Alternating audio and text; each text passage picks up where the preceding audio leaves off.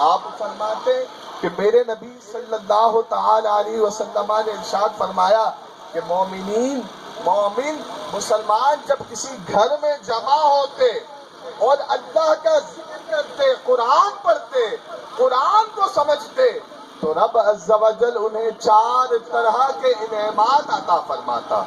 4 طرح کا انعام، فضل، کرم رب عز و جل اپنے ان گنہگاروں پر، قرآن کے لیے جمع ہونے والوں پر فرماتا۔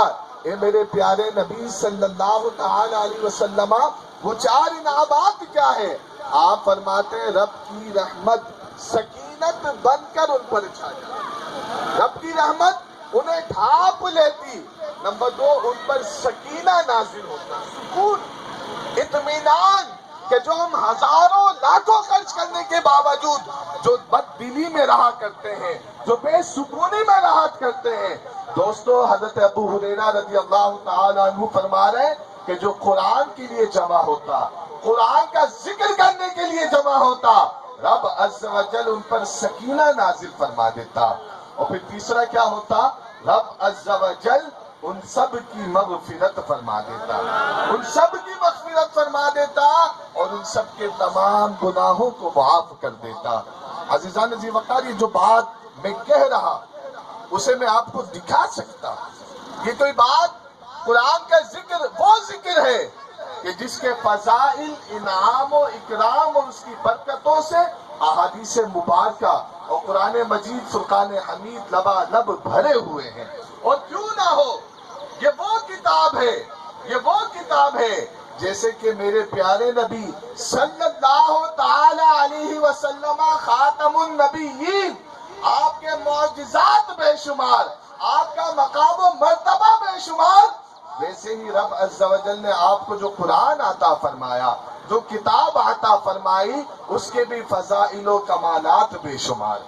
جیسا نبی سونا، جیسا نبی پیارا، جیسا نبی سب سے اولا و اعلیٰ ہمارا نبی، سب سے بالا و اعلیٰ ہمارا نبی، تو جیسا نبی سونا ویسے ہی اس نبی کو جو کتاب دی گئی وہ بھی بہت پیاری اور وہ بھی بہت سونی۔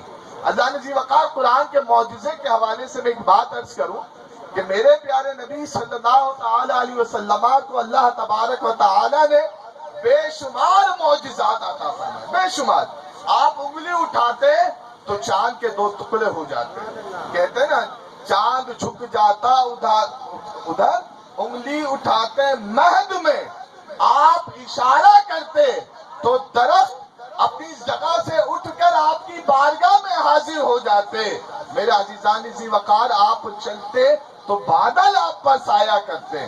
ایسا ہی ہے نا، آپ کے معجزات بے شمار، لیکن کہا گیا یہ جتنے معجزات ہیں، جتنے معجزات، یہ میرے نبی کی شان کے لائق نہیں۔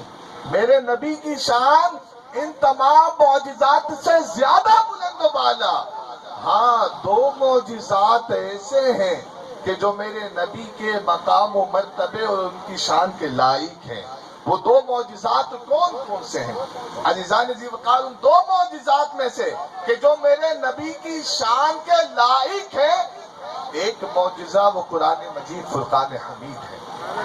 یہ ایسا معجزہ ہے کہ جس نے اس وقت عرب کے ان فصیح دانوں کو، جنہیں اپنی زبانوں پر بڑا غرور تھا، جنہیں اپنی شاعری پر بڑا غرور تھا، جنہیں اپنی فصیح دانی پر بڑا غرور تھا، اس معجزے نے، قرآن نے آ کر ان تمام تکبر اور غرور میں مبتلا لوگوں کو مٹی چٹا دی تھی۔